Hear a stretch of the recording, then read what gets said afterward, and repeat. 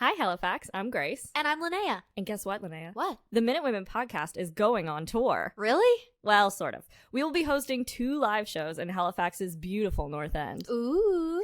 The first show will be on April 26th at Hop Yard on Gottingen Street. Show starts at 7 p.m. And on May 12th, we'll be at Good Robot on Roby Street. Show also starting at 7 p.m. So to stay in the loop and get more details, visit our website, minutewomenpodcast.ca. And check out our social media. See you there. Bye. Bye. How do I start? Like, hi, everyone. Hi, everyone. Hi, everyone. Welcome back to the Minute Women podcast. My name is Grace. And I say, I'm Linnea. And I'm Linnea. And I'm Linnea. I literally was Every time. What do I say? You smell burnt toast. Doctor, I said burnt toast. I dragged my ass out of bed for this picture. On Mondays, it's gonna be Margarita Mondays. Nationwide. And feel that reciprocated enjoyment. Oh my god! It's like we're friends or something.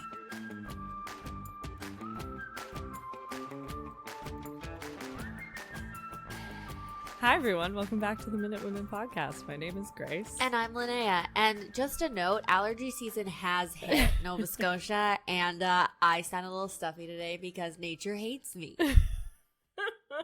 For the next couple of months, it's going to be an interesting vocal quality to the podcast. Allergy season also affects pronunciations. Yeah, predominantly pronunciation. So how exciting is it that we are going on tour I know. of the North End? Minute Women's mini tour, minute tour. Oh my gosh. Finally bringing it back to Linnea's grandmother thinking this podcast was called Minute Women. Yeah, which now it can be the minute Minute Women tour. So the Minute Women tour. It'll be funny. People love it. I like Minute Women Minute Tour. Yeah, I like that. The Minute Women podcast's minute tour of Halifax's beautiful North End. Yeah, it is beautiful. What's the acronym for that? I don't We have the brain should make capacity. concert tees. We should do a limited run of concert t-shirts. Like, let's go to Halifax Prince. Let's get like 20 t-shirts made. Yes. There's only 20. That's it. Absolutely. We can sell them I love that. for like $15 a pop. Done. Oh, we're doing it. It's it. already done. You can buy them. When you come see our shows, which are on the 26th and the 12th. Yes. 26th of April, 12th of May. Yes, exactly. They will be at 7 p.m. at Hop Yard on Gottingen and Good Robot on Roby Street, respectively. Yes. Beautiful institutions. Beautiful. With Love so much them. beer. So much beer. So much beer. I was telling friends about the shows, and they were like, oh my gosh, Good Robot beer. And then, oh my gosh, Hop Yard churros. Those were the Hop two. Yard has churros? I guess so, and apparently they're amazing. Well, so I guess we're going to have some. the show will be us sitting on stage eating churros for an hour. Yeah. That'll be mostly it. Well, it's also bigger news still about our Minute Women tour is that our performance at Hop Yard is going to be on their Taco Tuesday, which means that there will be plentiful tacos.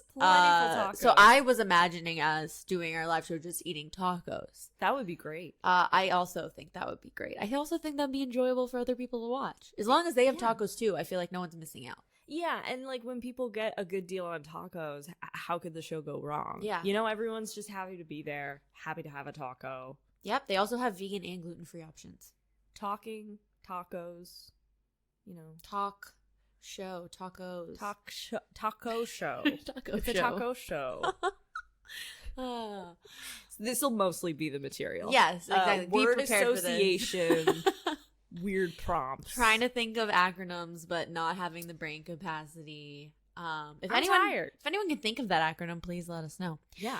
But what are we going to be talking about today? Well, today we are going to do the Queenston Heights Heritage Minute, which is a new one. I was going to say, I don't New-ish. think I know this one. I guess now it's almost like 10 years old, because that's the weird thing. The revival of Heritage Minutes is now 10 years old. That's because they crazy. started coming back in like the 2012s. However, I also graduated high school 10 years ago now, and that just sounds outrageous. So The Queenston Heights Heritage Minute we've kind of alluded to Queenston Heights before. It's a battle in the War of 1812. Richard Pierpoint would have fought during this conflict, and I believe at Queenston Heights. Yeah. And so the highlight of the Heritage Minute is to showcase, you know, British allies that came from many different ethnic backgrounds. So you have Yeah. I have seen this Heritage Minute. There's like some running through like kind of a wooded area. Yes, definitely. And there's like a Mohawk. Yes. I don't know if it's a battalion, but a Mohawk company. There's a Black Loyalists company, and then white British people, and they kind of together managed to defeat the Americans. Yes. However, my issue with this Heritage Minute is that's not the reason we actually talk about Queenston Heights. Okay. The big thing in Queenston Heights is Isaac Brock dies. Isaac Brock, okay. So Brock University. Oh. Brockville in Ontario. Yeah. These are all places named after Isaac Brock. Okay. Who forever is considered one of the greatest Canadian military heroes of all time. He dies at this battle. And so I thought, not to say that, what they showcase in the Heritage Minute isn't bad, but it's kind of clear cut. And we've already talked about the regiment that Pierpoint served with. Right. I don't know quite as much about the Mohawk Regiment, but I thought we could look at the life of Isaac Brock. Yeah. And maybe try and reintroduce that element to this particular event. So he's not cut from history yet. He's not cut from history. I don't know if he's particularly cancelable. He's not like Ryerson or something. Based on what I've learned, he just seems like a weird guy. Exciting little subplot. Talking about cancelable things. We all know, as we've discussed on the podcast and beyond, that you don't fuck with Terry Fox. Oh yeah. And I would just like to let you and all of our listeners know that the new Terry Fox swag from the Terry Fox Foundation is coming out for this year's Terry Fox run. Ooh. And they're pretty sick. It's like plain white t-shirts. It's like very basic. It's a plain white t-shirt with a huge portrait of Terry Fox on the front, like an actual picture. It's very cool. I will definitely be purchasing one. And 100% of the proceeds from those t-shirts go to the Terry Fox Foundation. So yeah, someone who will not be canceled is Terry Fox. So buy a t-shirt. You won't have to burn it later. You'll be able to pass it on for generations to come. Have you seen those TikToks that are people going to thrift stores, and they're always like, there's always texts like, go to the thrift store. They're like, you got to check out the Heat. And then it'll be like, it'll cut to them being like, the Heat. And it's them showing some janky t-shirt. Yeah. Basically being like, thrift stores suck for the most part. You won't have to do that with a Terry Fox t-shirt is what we're saying. Absolutely It is not. true heat. Yeah, it is true heat. So yeah, sorry, but I think that's relevant to our show. These are all the things you can expect in our live show. This is real. This is uncut. Come to our live show, The Heat, and then expect the heat, and then the heat is us making puns about tacos for an hour. Yeah, and telling you that Terry Fox is the greatest. You should buy a Terry Fox t-shirt. Okay, so not that we're like forgetting about Terry, never. But let's talk about Brock. Let's move on. Let's talk about Brock. Let's talk about Isaac Brock. Isaac. What a name. That's a strong name. Brock. Yeah. Pokemon. I didn't have brothers. Oh. Okay. Brock is one of the main characters. Okay. Anyways. I only know Ash. Okay. He's his buddy. Oh, okay. His buddy. His companion. His companion, if you will. If you will. So Isaac Brock is a person I didn't know anything really about. I didn't know why shit was named after him. Cool. So this is a journey of discovery together. This is good because I thought that like Brockville was the place and Brock University was named after that, and I thought that's just like how it was. Like I didn't know that there was like a dude. So cool. I'm excited. Yeah, I definitely remember when Ryerson was getting renamed, people tossing around Brock's name as well. I don't know if that ever came to be, but I'm pretty sure it's still called Brock University. Cool. So Brock was born at St. Peter Port on Channel Island in Guernsey. Guernsey. That's Guernsey. Guernsey. That's where It is Guernsey? Yeah, there's a Netflix show about it. Oh. Is it about Isaac Brock? No, I don't think so. I think it's about, for some reason I feel like it's about midwives or medics. His family needed a midwife for sure because he's the 8th son of John Brock, who was a midshipman in the Royal Navy, and Elizabeth Delisle, who was the daughter of Daniel Delisle, then Lieutenant Bailiff of Guernsey. Okay. I just 8 children, 8 home birth, natural birth, 8 like experience. At least. It's like, oh my God. Because he's the 8th son. That doesn't mean they didn't have more. God. So the Brocks were an English family who had been established in Guernsey since the 16th century. Wow. Brock earned a reputation during his early education on Guernsey as a studious student, as well as an exceptional swimmer and boxer. Okay, he's got some arms on him. Yeah. Arms on the kid. The boy's punching. Yeah, punching and swimming. Punching and swimming. He set out for school at Southampton at the tender age of 10. Oh. So he's like, okay, bye mum, bye dad. I'm going to Southampton now. I've boxed my way through every child in Guernsey. So are we imagining that he swam and boxed pre the age of 10? Yes. Because now that's what I'm picturing. That's what I'm picturing, Okay. yeah.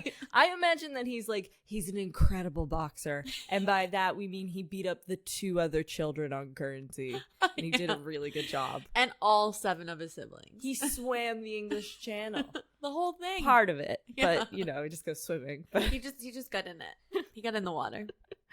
So he went to Southampton. He also studied at Rotterdam for a year, and he learned French while he was there. Now he's bilingual. You know where that'll do you some good? Canada. So despite his lack of an extensive formal education, so he's like 10, he's going around, he's like, but also I'm a boxer. Bonjour. I'm picturing a British Rocky. Oh, I love that. Adrian. Is that good? Oh, that was so good.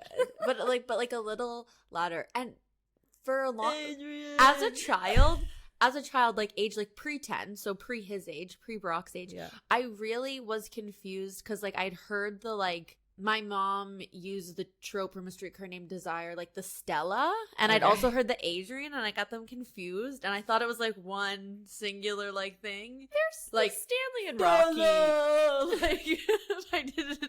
I think Stanley and Rocky There's some have some similarities. shared trauma. There's some stuff They're there. dealing with toxic masculinity. 100%. So then I was like, oh, it's 2 very different movies. Yeah. Okay, got it. So despite his lack of formal education, Brock did appreciate the importance of education. So as an adult, he spent much of his time reading in an attempt to improve his education. He read many works on military tactics and science, but he also loved ancient history and other less immediately practical topics. I love that that's how they describe history. At the time of his death, he owned a modest library of books, including classic works by Shakespeare, Voltaire, and Samuel Johnson. He kept a reputation as an unusually tall and robust man throughout his life, with an adult height of about 6'2". Okay. Which is tall for the time. For the time. Measurements taken from his uniform at his death said that he had a waist size of 47 inches. Pretty big. That's a big man. It's a big boy. For like this period of time. That's He's a big good. boy. Yeah. And the inside brim of his hat measured 24 inches. It's a big old head. The way I think of those measurements is through bra size, naturally.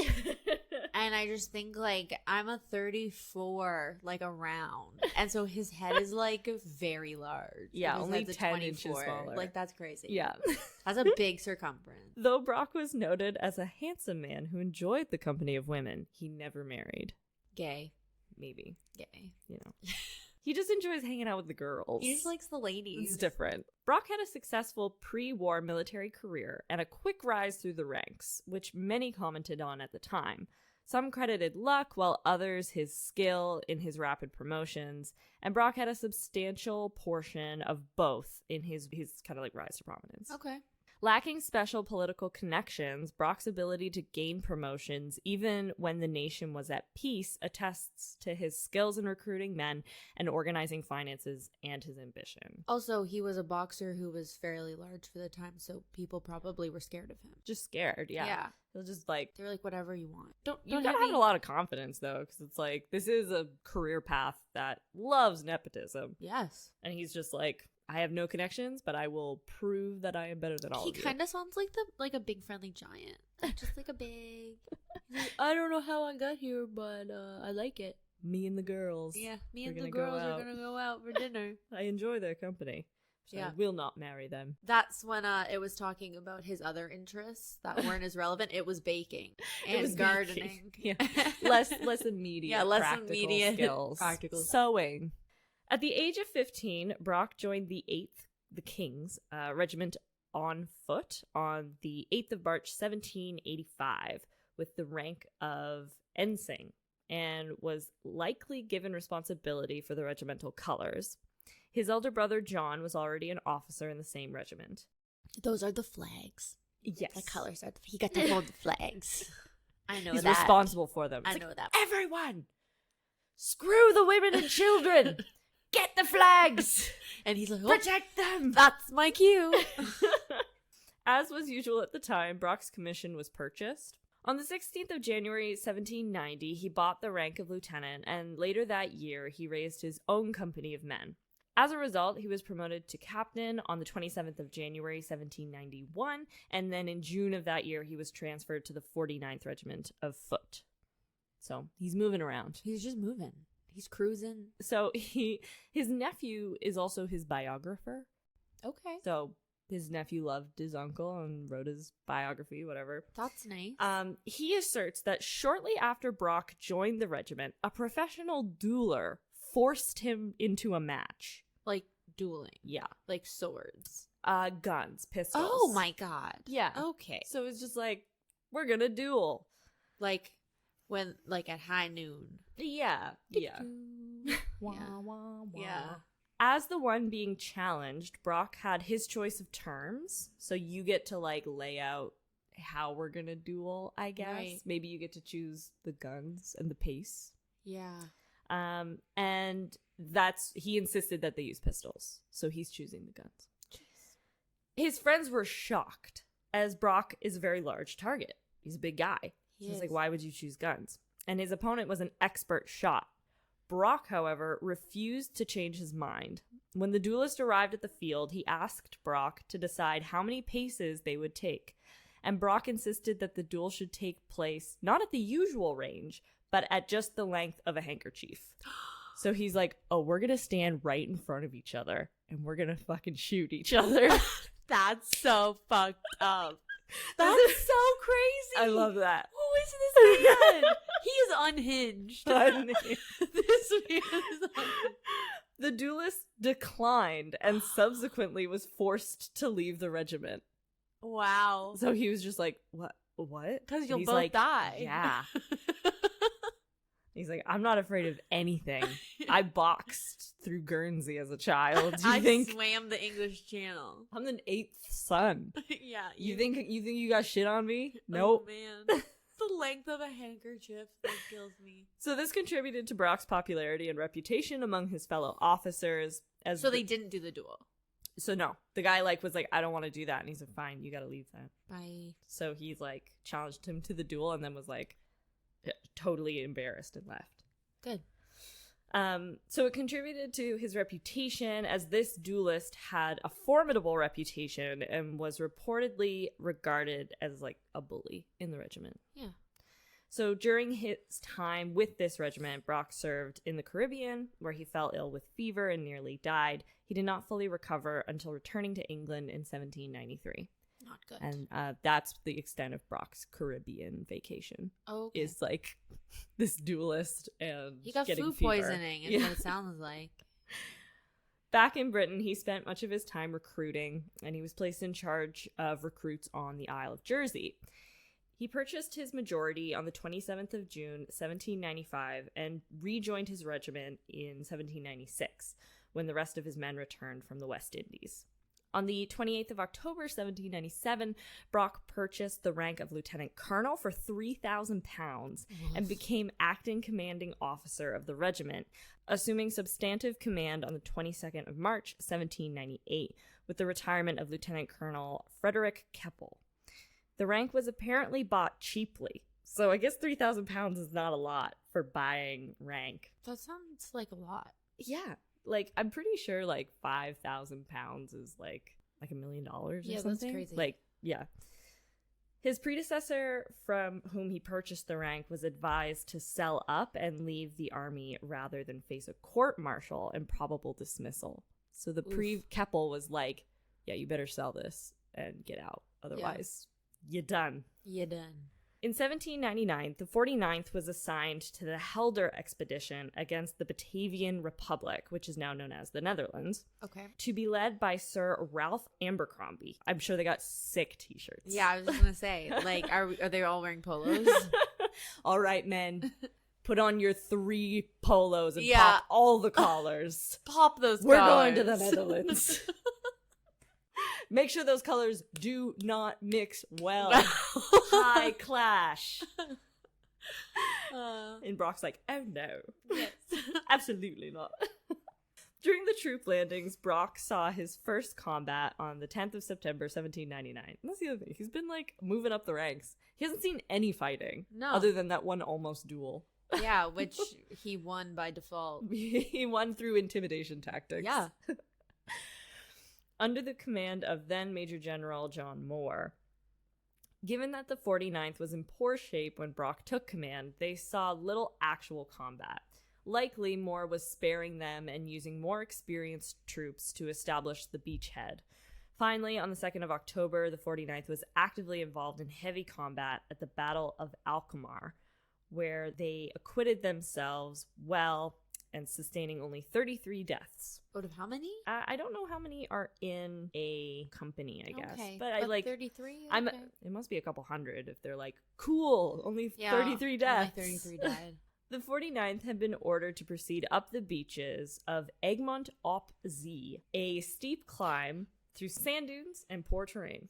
In the Netherlands? Yeah, I guess so. I have very little understanding of what the Netherlands looks like, I guess, because I just always think like marshlands and dikes. Yeah, and lots of rolling hills with windmills. Yeah, and like biking and tulips. Yeah, all Beautiful. those things. No sand dunes. No sand dunes. The risks were exacerbated by harassment from French sharpshooters who had excellent cover. After about 6 hours of heavy fighting, the attack was stopped about a mile short of the British objective. After an hour of close combat, the French began to withdraw.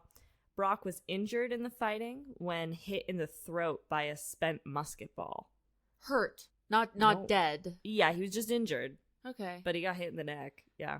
That's But it must not be like a shot because they're just saying it's a spent musket ball. So maybe it's Ricochet? like, yeah, his neck cloth prevented a possibly fatal injury. So you're Good. like your cravat. He had an ascot on. Yeah. He was literally in his polos wearing an ascot. I guess you're happy about all those pop colors now, aren't you? I guess. In his own words, quote, I got knocked down shortly after the enemy began to retreat, but never quitted the field and returned to my duty in less than half an hour. I'm not a quitter. Not a quitter. In 1801, Brock was present at the Battle of Copenhagen. His troops were supposed to lead an assault on the forts at Copenhagen. The outcome of the sea battle made such an assault unnecessary, though, and Brock was able to observe firsthand the tactical brilliance of Lord Nelson, who's a big Navy guy in British Yeah, history. like the Lord Nelson Hotel in Halifax? That's named for him. Wow. Yeah. After the battle, Fremantle and Brock celebrated the victory with Nelson. In 1802, Brock and the 49th were ordered to Canada. Ooh. So he's doing his stuff in the Netherlands. So you're like, you know what, Brock, you're doing pretty good. You know where you need to go? Canada. He's like, hooray. And what year is this? Like, what's Canada at this point? Canada is not yet Canada, Okay. but we are in the 1800s. So it's 1802. Okay. Confederation is, but It's 65 looming. years away. Yeah, it's looming. Yeah. Brock arrived in Canada with the rest of the 49th and was initially assigned to Montreal. Almost immediately in 1804, he was faced with one of the primary problems in Canada: desertion. Yeah. 7 soldiers stole a boat and fled across the river and border into the United States. Yeah, that sucks. I love that, though. It's just like, what's your biggest problem in Canada? Well, people can just leave. Yeah, people just leave. They just steal boats Because they and don't want to be leave. here. And I'm a good swimmer. Yeah. I'd go after them, but there's too many of There's them. too many to go after. Despite having no jurisdiction on American soil, Brock sent a party across the border in pursuit, but the men were never captured. So he's so pissed, he's just like, send the boys. Yeah. We'll find them. Get the foxes. Get the hounds. Get them. Get them. And they don't get them. And they don't get them. A short time later, Brock received a report from Fort George that some of the garrison were planning to imprison the officers and flee to the U.S. immediately. So it's just like, mutiny. A little bit of drama. Immediately, he boarded the schooner that brought the message and proceeded to Fort George under the command of then Lieutenant Colonel Roger Hale Sheaffe. A hastily assembled honor guard formed to greet Brock's unexpected arrival. Alone on entering the fort, Brock ordered the sergeant of arms to disarm and had him confined. As it was dinner hour, all the soldiers were in the barracks. Brock ordered the drummers to call out the men. He ordered the first officer on the scene, Lieutenant Williams, to bring him a soldier suspected of being one of the mutinous ringleaders. Oh, no. Pinning the man with the saber, Williams took him into custody. The other suspected mutineers were also captured. Did he, kill them or just, I think they were just imprisoned. Okay. Brock sent the 12 mutineers and 7 deserters to Quebec for court-martial. So I guess they did get the 7 deserters. Okay. Maybe I guess I'm following the story is a little weird, but maybe they wound up at Fort George. Right. And they're trying. They found them. The mutineers had planned to jail the officers, save Sheaffe, who was to be killed. So they were going to kill the guy in charge, imprison everybody else. Oh, not good. And to cross the Niagara River into the U.S. at Queenston. 7 soldiers were subsequently executed by firing squad. The mutineers testified that they were forced to such measures by the severity of Sheaffe's command. They said if they had continued under Brock's command, they would never have done such things. Okay. So they're like, it's just this Sheaffe guy. He's awful. Yeah, he's bad. Brock, Bad news. Brock was evidently upset by the news that the conspirators had been shot. In a botched execution, the firing squad discharged their weapons at too long a distance, so the condemned men were not killed instantly. Oh, you have one job. Awful. Yeah. So Brock's like, ooh. Yeah, that's really bad. Yeah. Brock's younger brother, John Savary Brock, was compelled to retire from the Royal Navy after his involvement in a mutinous incident. He induced his brother midshipman of the fleet at Spithead to sign a round robin against their subjected to the practice of mastheading. He was recommended privately to retire from the service. So also he has a personal connection to it. Okay. Because his brother was a mutineer as well. Aww. But didn't die. Okay. After a period of leave in England over the winter of 1805 to 1806 and promotion to colonel on the 29th of October 1805, Brock returned to Canada temporarily in command of the entire British Army there. Wow. By 1806, the United States was becoming increasingly hostile to the British Empire. Relations between the two nations continued to deteriorate until the war finally broke out in 1812. I know that one. Yeah. I've heard of that one. At some point, I think we should just do a mini-series on the War of 1812. Yeah. Because it's the war that constantly gets mentioned and no one knows anything about. Yeah. It's a really important war in Canadian history. It's a big but deal. we really don't talk about it. I know nothing. At all. I just know that it happened in 1812. That's all I know. But that's and also there were a Americans. lie. It didn't happen in 1812. It did, but it's not just 1812. It goes to Oh. 1815. Whoa. So people are like, that'd be like calling World War I the War of 1914. Yeah. That's not accurate. It's not, it doesn't convey much. No. It's just when it starts. So the United States had grievances at British violations of American sovereignty. Their Navy was impressing U.S. sailors is the big thing. So, press gangs and stuff. Yeah. The British were just doing that to American soldiers. Oh, it's okay. you're with us now. They're like, welcome aboard. Uh-huh. There were also restrictions of American trade by the British and an American desire to gain territory by invading and annexing the poorly defended British North American colonies. Okay. Other American grievances included blockades of French ports, and they also believed the British were inciting Native Americans to attack American colonies, which is half true. There is some of that going on, but not as much as they think there is. Turns out Native Americans don't like Americans that much on their own. Oh, interesting. They don't need a ton of motivation all the time. They don't need everyone else to say it too. So there's a bloc, I guess, in the U.S. that's calling for an invasion of Canada to punish the British Empire and to lessen the threat to American interests represented by Native Americans. At the same time, the U.S. leaders believed that a growing population needed new territory. Some imagined the United States was destined to control all of the North American continent, which is later kind of wrapped up into like Manifest Destiny, like the philosophy of American expansion. Okay. Americans assumed that Canadian colonists would rise up and support the invading U.S. armies as liberators, and that, as Thomas Jefferson famously wrote, conquering Canada would be, quote, a mere matter of marching. So they're just like, Canadians don't want to be part of the British Empire either. So in response to this emerging threat, Brock moved quickly to bolster Canadian defenses. He strengthened the fortifications of Quebec by building walls and an elevated battery. Brock succeeded in creating a formidable defense position due largely to his military reading, which included several volumes on the science of running and setting up artillery. That sounds stimulating. I kind of get why he doesn't have a wife. Yeah. He seems kind of boring. He's a little boring. When he's not boxing or dueling, he's just reading books. He's just reading. The perfect man. Going out with the girls. He also rearranged and strengthened the provincial marine. He ordered warships to be built and developed a naval force capable of holding the Great Lakes.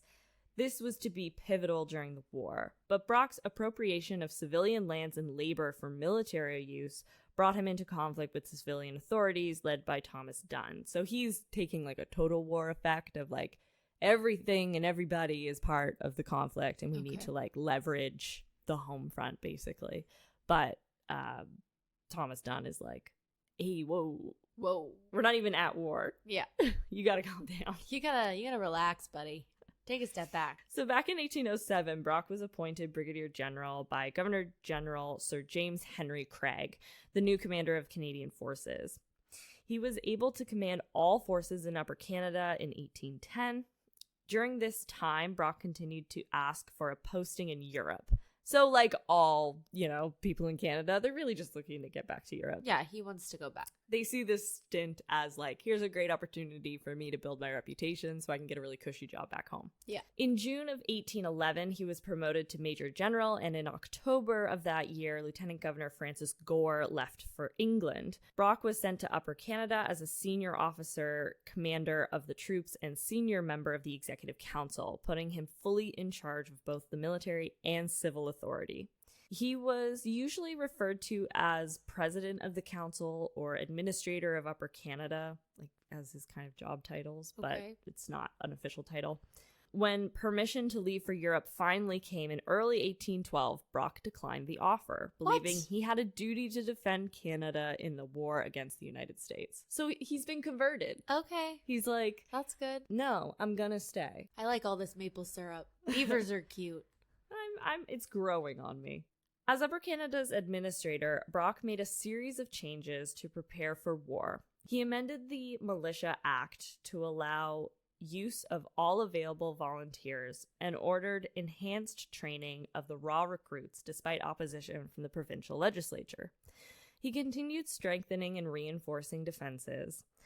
Brock also began seeking out First Nation leaders, such as Shawnee Chief Tecumseh, to build alliances with him against the Americans in the event of war. Although the conventional wisdom of the day was that Canada would fall quickly in the event of an invasion, Brock pursued these strategies to give the colony a fighting chance. Good. Meanwhile, back in England, Brock's brother William faced financial difficulties as the bank in which he was a senior partner failed. So Isaac's commissions had been purchased with a loan that was entered into the bank's books by his brother. And so the Brocks faced a demand for payment. So that's where he got the £3,000 from. So Isaac could not meet the £3,000 debt, but made over the whole of his salary to his brother Irving to be used for whatever was considered most critical, his commission, debt, or the family's other bills. Okay. So now he's like, makes enough money that he is, despite being the 8th son, is basically like the head of the family in a lot of ways. So the United States declared war on Britain on the 18th of June, 1812. Despite his preparations, Brock was worried about Canada's security. In Upper Canada, despite the militia, there was only one British regular infantry regiment, a detachment of retired veterans, and a company of artillery. These had to be dispersed among several widely separate posts. Brock's advantage was that the armed vessels of the Provincial Marine controlled the lakes and allowed him to move his reserves rapidly between threatened points. Okay, so he's got a bit of a plan, it seems like. He's got it sort of under control, but he's definitely worried. Brock continually kept the commanders of posts informed of all developments. When news of outbreak of war reached him, he sent a canoe party under the noted trader and voyager William Mackay to the British outpost at St. Joseph's Island on Lake Huron. His orders to the commander, Captain Charles Roberts, allowed him to stand on the defensive or attack the nearby American post at Fort Mackinac at his discretion. Roberts immediately launched an attack on Fort Mackinac with a scratch of force regulars, fur traders, and First Nations warriors. On the 17th of July, the American garrison was taken by surprise, not being aware that war had been declared yet, and they surrendered. Oh, what a sad. We're great! This war immediately encouraged First Nations tribes, who had hitherto been neutral or undecided, to give their active support to the British. They hoped to expel the American settlers from their territories west of the Appalachian Mountains. Brock felt he needed to go further. He was hampered by Governor General George Prevost, who had replaced Craig in late 1811. Prevost's orders from the government and his own inclinations were to emphasize defense. Prevost kept the bulk of his forces in Lower Canada to protect Quebec and oppose any attack into the United States. Brock also believed that he was handicapped by inertia and defeatism among the legislature and other officials. He wrote to Prevost's adjutant general, quote, "My situation is most critical, not from anything the enemy can do, but from the disposition of the people. The population, believe me, is essentially bad. A full belief possesses them that this province must inevitably succumb. This prepossession is fatal to every exertion. Legislators, magistrates, militia officers, all have embedded the idea, and they are so sluggish and indifferent in all their respective offices that the artful and active scoundrel is allowed to parade the country without interruption and commit all imaginable mischief. What a change an additional regiment would make in this part of the province. Most of the people have lost all confidence. I, however, speak loud and look big." Okay, like, tell us how you really feel, Brock. Like, I look big. I feel proud and Which look means big. you see the big picture, but also I look big. And I mean that in two respects. Yeah, literally and figuratively. So me, big guy, I'm Isaac Brock. Big guy. And we are going to leave it there. No. Because we are going to come back for Isaac Brock Part 2 when we really get into the War of 1812. I'm excited. I'm ready. Will there be more dueling? Will there be more swimming? So. God, I hope so. I hope so. Well, thanks for joining us for another episode of the Minute Women podcast. You can always get all your information for Minute Women, including links to all our social media pages and our merchandise and all of the episodes on our website. That's www.minutewomenpodcast.ca. And make sure you rate and review the podcast on whatever platform you listen to us on, and you can stay tuned for another episode next Wednesday. Bye. Bye.